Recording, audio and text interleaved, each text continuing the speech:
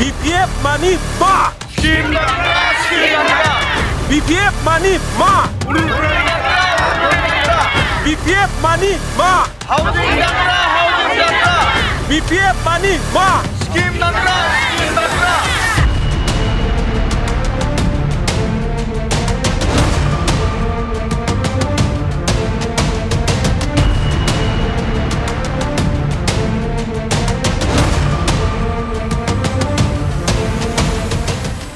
दिनै जों उगुरि प्राइमारिनि आन्दाराव मोनसे प्रेस मिट बानायदों। मानो होनब्ला बे प्रेस मिटआ बहुत गोनांथार जागोन। निस्मानि रायजो राजा बा सिडली समाजनि रायजो राजाफ्रा मोजाङै खोनासंनानै लानांगोन।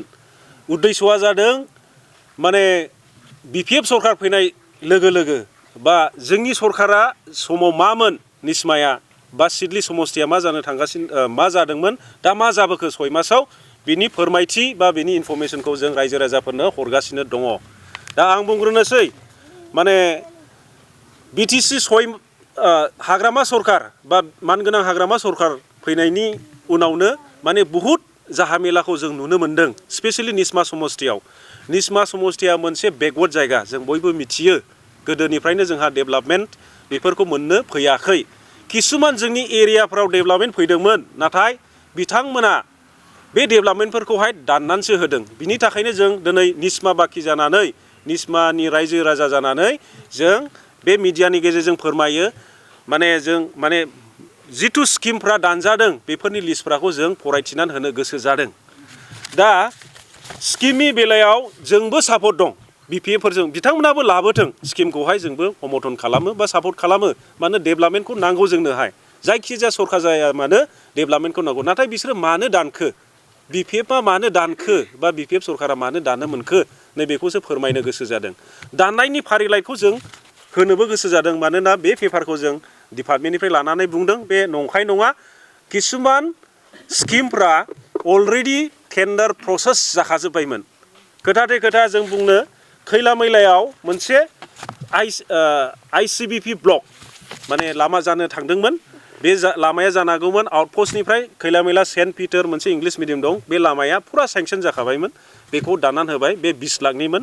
बिनि उनाव बिसोरो दानबावदों माउन्ट एभारेस्ट बै खैला मैलायावनो बेबो माउन्ट एभारेस्टआव बेनिफ्राय 2.5 किल'मिटार बे लामाया थांगौमोन हायना नोगोर टु बान्दोगुरि। बियो माने 1 crore 80 lakhsनि खामानिमोन बिसोरो बेखौ दानदों। आरो बिनि उनाव दानबावदों बिसोरो अडिटोरियाम बेबो खैला मैलायाव जानांगौमोन बेखौबो बिसोरो 1 crore बेखौबो दानदों। गासिबो प्रसेसा जाजोबदोंमोन। दा ओंथिया बेसो बिसोरो मानो दानखो ना बे UPPLनि थाखायल'मोन नामा BPFनि थाखाय नङामोन नामा? गासैनिबो थाखाय डेभेलपमेन्टआ नांगौ। जों बे मोनसे लामाजों मोनसे दोलोनि पार्टिल' थाबाया गासैबो थाबायो। बेनिखायनो जों खुद्रिखांदों लाइमोन आफादनि जानानै आफादगिरि जानानै जों बेखौ प्रेस मिटनि थ्रुयै जों बेखौ मिथिहोनो लुबैदों। आरो मोनसे खोथाया अरुनदय दाननाय अरुनदयाखौ सोर मानसिया मोनो? सासे गोरिब न'खरनि बा गोरिब न'खरनि महिलायासो अरुनदयखौ मोनो। बेवहाय पार्टिनि खोथा फैया। जायखिजाया पार्टिया थादों बेखौ दाननो नाङामोन आरो बिथांमोना बहुत दुखु फोरमायदों। जोंनाव फन हरदों फोरमायदों मानो बिदि जाखो होननानै। जों BPF दोलोखौ जों खावलायो बिबानगिरि बिथांमोनखौ खावलायो नोंसोरो लाबोनो हायो माने गोरिब गुन्द्राफोरनि थाखाय नोंसोरो बांसिनाखौनो लाबो ना मोनसे गामियाव साबा मोनदोंबा 10 जनाखौनो सोनानैहाय लाबो। नंगौना नङा? बे समाजनि थाखाय बा न'खर सालायनि थाखाय मोनसे माने राहा लामाखौ देखायो। बिनिखायनो जों सानदों माने BPF माने स्किम दानग्रा नामा? जों बुंनो गोसो जादों दिनैहाय आरो जों स्ल'गानबो होगोन। निस्मा समस्तियाव जों बे स्ल'गानजों जों इलेक्सनखौ देरहागोन। BPF माने अरुनदय दानग्रा नामा? BPF माने मोनसे अल्ड पेन्सन दानग्रा नामा? BPF माने हाउसिं न'खौ दाननो नामा? नै बेफोरबायदि कुइसन सोंलुआ जादों रायजोफोर। अन्नानै निस्मा बा खेराइसा मोजाङै खोनासंनानै ला। माने किसुमान स्किमफोरखौहाय पलिटिकेलि लाङा जासे ना जिखुनु जा पार्टिया फैया मानो मोननांगौ मानसिफ्रा मोननांगौ। दा जोंनि समावहाय प्रमद बर' मानगोनां बिथांनि सरकाराव बा UPPLनि सरकाराव जों बिदि खालामाखै। जों बेफोरबायदि फैसाखौहाय सासे गोरिब दुखिया न'खरनो एडमिसन खालामनो हायैफोरनो जों रानना होदों 5,000 करि। जेरै गियान सोरां ना एग्जाम बा एग्जामनि थाखायहाय माने एडमिसन फी होनो बा मोनसे फरिखा बाद बा एडमिसन खालामनो लेखा बायनो थाखाय जों बेफोरबायदि फैसाखौ होदों। बहुत मोजां स्किम। जेरै जों होबावदोंमोन अनसाय बिथांखि जों होबावदोंमोन माइनाव सोरां, जों होबावदोंमोन आलारि सोरां। दिनै बिथांमोना मा होनो हाखो? बिथांमोना एखे सिस्टेमखौहाय फल' खालामोब्ला मोजां जागौमोन। दिनै 2 लाख रानदों, 2 लाखआ सोर सोर मोन्दों मिथिगौ? जाय बिपिएफनि सापर्टार बिसोरो मोन्दों आरो बे फैसाखौ राननानै जादों। जाय बिपिएफनि लाइमोन बेखारफोरा बिसोरो खिन्थु मोनाखै। खिन्थु कास्टम बिक्रम रिन्जय मोना मा बुंदोंमोन बै इलेक्सननि सिगां? बिसोरो होनदोंमोन दे बे 2 लाखखौ माने स्किल डेभेलपमेन्ट बा स्किल पार्सनफोराल' बेखौ मोननाय जागोन होननानै दिनै बेखार 100 कौटि रानबाय बिसोरो। बिनि थाखाय जोंनि निस्मानि हिसाबाव जों हिसाब लानायाव निस्मा समस्तियाव 1 crore फैसा सफैदों। मोनसे प्राइमारियाव मोनबासो चेक सफैदों, नाथाय मुलाम्फा गैया जादों। माखासेखौथ' गावगासोरनो लांफिनखाबाय, माखासेखौ गावगासोर राननानै जाबाय। बेफोरबायदियाथ' जेबो ओंथि थाया जायो। मोनसे बाजेट नाखौहाय गभर्नमेन्टआ बानायो जोंनिफ्रायसो, रायजोनि फैसाजोंसो जों बुस्थुफोर बायो ना, जों बुस्थुफोर बायो, बिनि टेक्सखौ कालेक्ट खालामनानैसो सरकारना फैसाखौ जथुमनानै मोनसे बाजेट लायो। दा बेफोरबायदि नस्थ' खालामलांबाय थायोब्ला फिउचाराव जोंना बिटिसिआ खहा जालांनायनि लामायाव थायो आरो।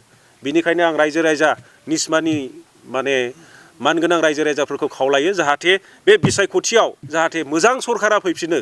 आरो जों खोनानो मोन्दों 125 आमेन्डमेन्ट बिलआ जानो पास जागासिनो दं, अब्ला जों बिटिसिआ डाइरेक्टलि स्क्रेप जानोबो हागौ।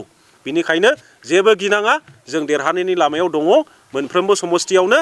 जाहाथे बिथांमोना गासैबो साइलेन्ट भटार्स जानानैब्लाबो बिथांमोना भटखौ रनजित सार, बे सिडली समस्तिनि जोंनि केन्डिडेट मानगोनां रनजित सारनोहाय बा UPPLआव भट होनानै देरहाहोनो थाखाय जों खावलायहरो। बावैसो साननि सिगां नैबे सबाइजारनि मा होनोमोनलाय मोनसे फोथाराव सेल्फ हेल्प ग्रुपनो चेक राननानै माने चेक होदोंमोन आरोखि। दा बेनि बेलायाव माखासे नोंसिनि निसिमा ओनसोलावनो चेक सिफायनो हायाखै बा चेकआ बायाखै होनना बुंदों, फैसाबो हाबाखै होनना बुंदों, मा बुंदों बे बेलायाव?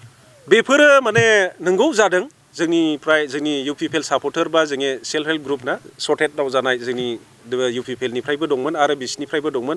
बुहुत बुस्थुआनो चेकआ बायाखै।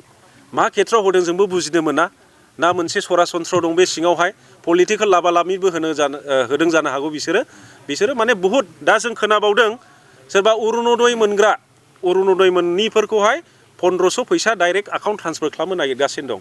बेफोरो जास्ट माने इलेक्सन बायलानो बे स्किमानो नङा, जेरावहाय बिसोरो जास्ट भट होहोनो थाखाय 1500 गावनि एकाउन्टनिफ्राय डाइरेक्ट ट्रान्सफार खालामनानै बै मानसिनो 1500 थाखा हरनायखौ बेखौहाय बिसोरो स्टार्ट खालामगासिनो दं। एक्सुवेलि बे स्किमा नङा आरो अरुणोदय स्किमखौहाय बिसोरो होआखै, आसाम सरकारासो होदोंमोन, बिटिसिआ होनो हायाखै।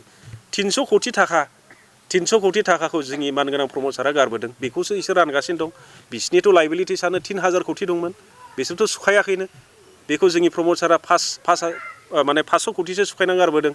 बे 300 कौटि थाखा गैयामोनब्ला बिसोरो 2 लाख खरि जिथु लाइमोनफोरनो होदों बेखौबो होनो हानाय नङामोन, बा किसुमान इभेन इलेक्सनखौनो गेलेनो हायामोन बिसोरो बिपिएफनि दोलोआ। दा बे बेलायावनो रायजो राजाखौ माबायदि सांग्रां जानो लुबैयो? बिनि थाखायनो आं रायजो राजाफोरखौ खावलायो आरो जोंनि निस्मानि स्पेसियेलि बा सिडली समस्तिनि रायजो राजाफोरखौ खावलायो जाहाथे बेफोरबायदिजों दागोजाव ना, बेफोरबायदि गभर्नमेन्टजों थानो नाङा आरो मोजां सरकारखौ जों लाबोफिननांगोन।